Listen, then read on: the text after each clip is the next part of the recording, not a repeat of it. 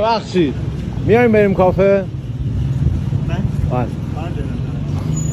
ببخشید میای بریم کافه؟ سلام میایم بریم کافه؟ نه دیرم میشه. نه دارم خونه. خب یه نهار بخور بعد برو. دیر میشه. چرا؟ کاری نداری خونه. میایم بریم کافه؟ سلام شما. میایم بریم کافه؟ بسا شما؟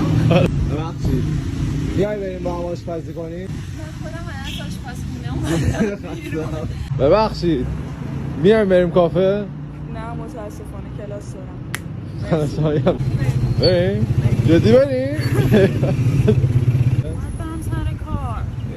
نمیتونی کنسل کنی؟ بذار یه زنگ بزنم ببینم میشه یه ذره این برام براش لطف بکنم. کنی ببخشید برم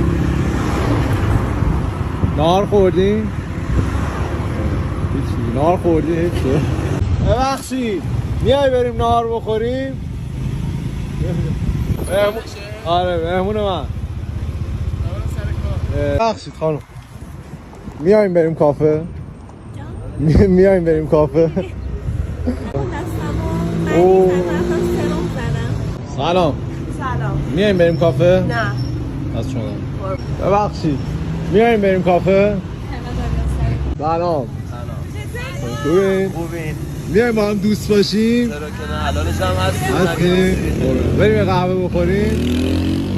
پایه این؟ آره من واقعا با اینا دوست شدم سوار ماشین دیگه ما رفتیم. اینجوریه دیگه شب شمال.